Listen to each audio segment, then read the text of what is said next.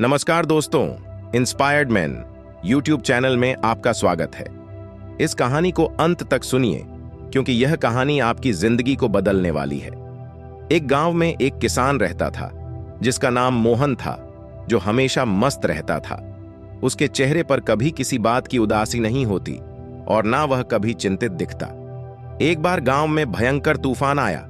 गांव के लोगों की सारी फसलें खराब हो गईं। गांव के सभी लोग बहुत चिंतित हो गए। सब अपनी फसलों को देखकर मायूस हो रहे थे। तभी सबने देखा कि वो किसान अब भी बहुत खुश था। उसे कोई भी चिंता नहीं थी। गांव के लोगों ने मोहन से पूछा, क्या बात है मोहन तेरी? सारी फसलें खराब हो गई, तुझे अभी भी तुम्हें चिंता नहीं है? तू इतना खुश कैसे है? उसने कहा, इसमें उदास होने वाली क्या बात है? उसने कहा, आप सभी भी चिंता करना छोड़ दो भाई। हमेशा मस्त रहना सीखो, हंसते रहना सीखो। गांव वाले बोले, इसमें भला मस्त रहने जैसा क्या है? कैसे हम मस्त रह सकते हैं? हमारे तो नुकसान हो गया, फसलें खराब हो गईं। अब हम क्या खाएंगे, अपना जीवन कैसे चलाएंगे और इसमें भला हम कैसे मस्त रहे? अब तू ही बता, क्या तुझे कभी किसी बात की चिंता नहीं होती? तू हमेशा खुश कैसे रह लेता है? उसने कहा, अरे भाई चिंता छोड़ो, मस्त रहना सीखो। उसने कहा, ठीक है, लेकिन मस्त रहने के पीछे वजह भी तो होनी चाहिए। हमें तो चिंताएं हो जाती है।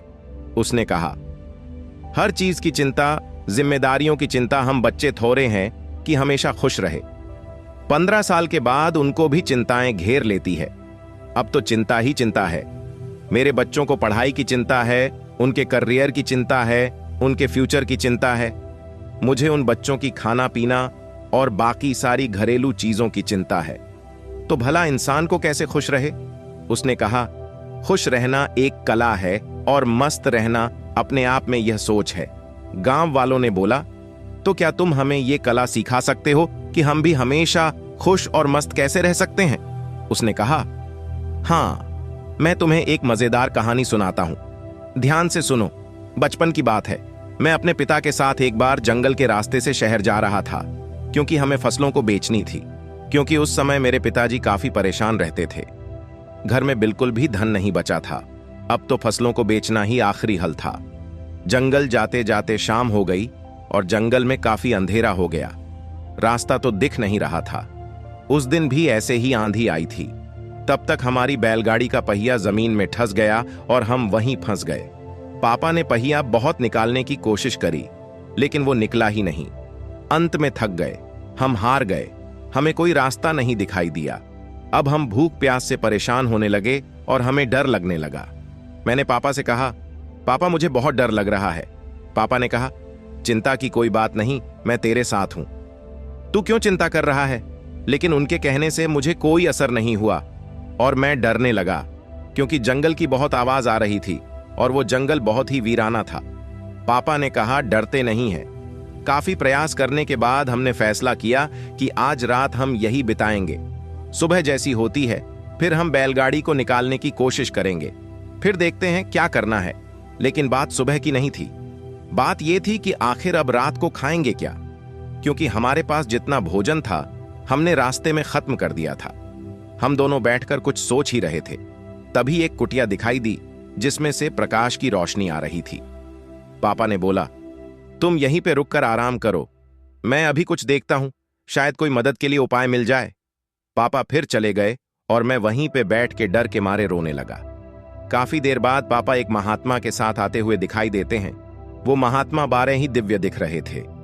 फिर हम तीनों ने मिलकर जोर लगाया और बैलगाड़ी का पहिया उस गड्ढे से बाहर निकाल दिया और हमारी बैलगाड़ी बाहर निकल गई। पापा ने उस महात्मा का धन्यवाद किया और हम लोग आगे चल पड़े। फिर उस महात्मा ने हमें कुछ खाने को भी दिया था। मैंने पापा के हाथ में एक कागज देखा।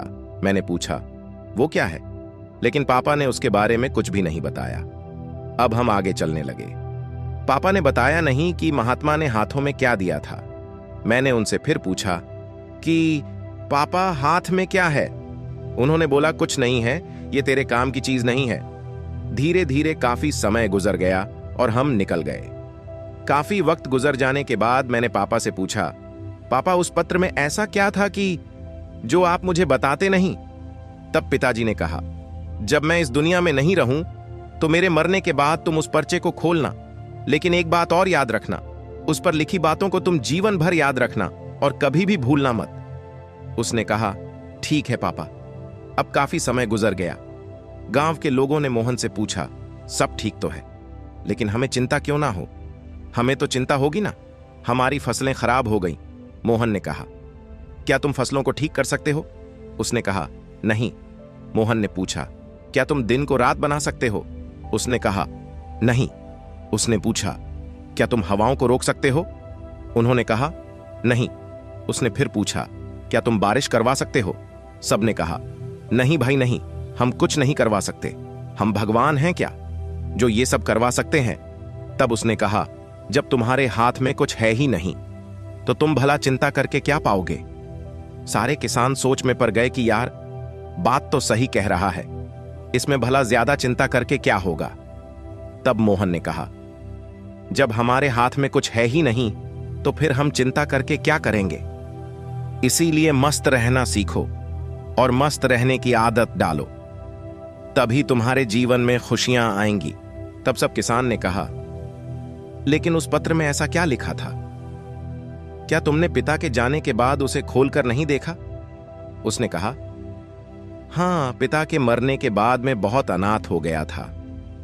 कुछ भी अच्छा नहीं चल रहा था। मुझे कोई रास्ता नहीं दिख रहा था कि अब मैं क्या करूं, क्योंकि उस टाइम मेरे पास कोई रोजगार नहीं था और मुझे ये खेती का काम इतने अच्छे से आता नहीं था। तभी मेरे दिमाग में एक बात याद आया कि उस पत्र को मैं खोलकर देखूं कि इसमें ऐसा क्या लिखा है। फिर मैंने जब उस पत्र को खोला तो मेरी आंखें खुली की खुली रह गईं। सबने पूछा, ऐसा क्या था उस पर्चे में? हमें भी बताऊं? किसान ने कहा, उस पत्र में लिखा था कि ये वक्त भी गुजर जाएगा। मुझे इसका मतलब समझ में नहीं आया और उसका मतलब जानने के लिए मैं उस महात्मा के पास गया तो महात्मा ने बताया, ये समय भी गुजर जाएगा। मैंने कहा, ये तो ठीक है, आप तो वही बता रहे हैं जो इस पर्चे पर लिखा है, लेकिन इसका मतलब क्या है? महात्मा ने फिर कहा, ये समय गुजर जाएगा। अब मुझे गुस्सा आया। मैंने फिर से पूछा, ये क्या मजाक है? मैं इसका मतलब पूछ रहा हूं और आप इस पर लिखी बातों को बार बार मुझे सुना रहे हैं। तब महात्मा ने कहा, तुम अभी परेशान हो, उदास हो, तुम्हें नहीं पता है कि ये वक्त गुजर जाता है। ये हालात ऐसे ही नहीं रहेंगे, कुछ समय बाद सब ठीक हो जाएगा, सब कुछ बदल जाएगा और ये परेशानियों के बादल छंट जाएंगे। इसीलिए इस बातों को याद रखो, ये वक्त गुजर जाएगा, ये वक्त कभी नहीं रुकता। अच्छा बुरा जैसा भी हो, वक्त गुजर जाता है। तुमको चिंता करने की कोई आवश्यकता नहीं है। तुम बस खुद को देखो, अपने हाथ को देखो और बस मेहनत करते रहो। धीरे धीरे वक्त जैसा भी हो, समय बदल जाता है। गौर से देखो, तुम्हारे हाथ में कुछ भी नहीं। तुम बेमतलब में फालतू की चिंताएं कर रहे हो, फालतू की मुश्किलों को और बड़ा बना रहे हो। जो किसी भी तरह से हल नहीं होने वाली वक्त अपने आप गुजर जाता है।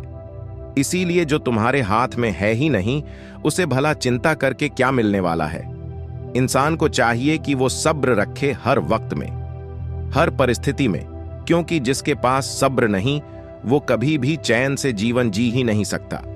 चैन से जीवन जीने के लिए इंसान के अंदर सब्र का होना जरूरी है, और सब्र तभी आता है जब इंसान इस बात को याद रखेगा कि वक्त गुजर जाएगा। तब से मेरी जिंदगी बदल गई और मैं इस बातों को जीवन भर के लिए याद करके रख लिया। अब जो कुछ भी होता है मैं चिंता नहीं करता, बस मेहनत करता रहता हूं, कोशिश करता हूं चीजों को ठीक कर सको। लेकिन जो मेरे हाथ में है ही नहीं, मैं उसका चिंता करके भला क्या करूं। इसीलिए मैं अब मस्त रहता हूं और लोगों से यही कहता हूं कि मस्त रहो, ज्यादा चिंता मत करो और ज्यादा सोचो मत। जीवन चल रहा है, जीवन गुजर रहा है और जीवन गुजर जाएगा। बाकी अगर यह कहानी आपको अच्छी लगी हो तो इस वीडियो को लाइक करें और ऐसी और कहानी सुनने के लिए इंस्पायर्ड मैन यूट्यूब चैनल को सब्सक्राइब करें। तब तक मिलते हैं हम आपसे ऐसी ही एक और प्रेरणादायक कहानी के साथ अगले दिन। धन्यवाद।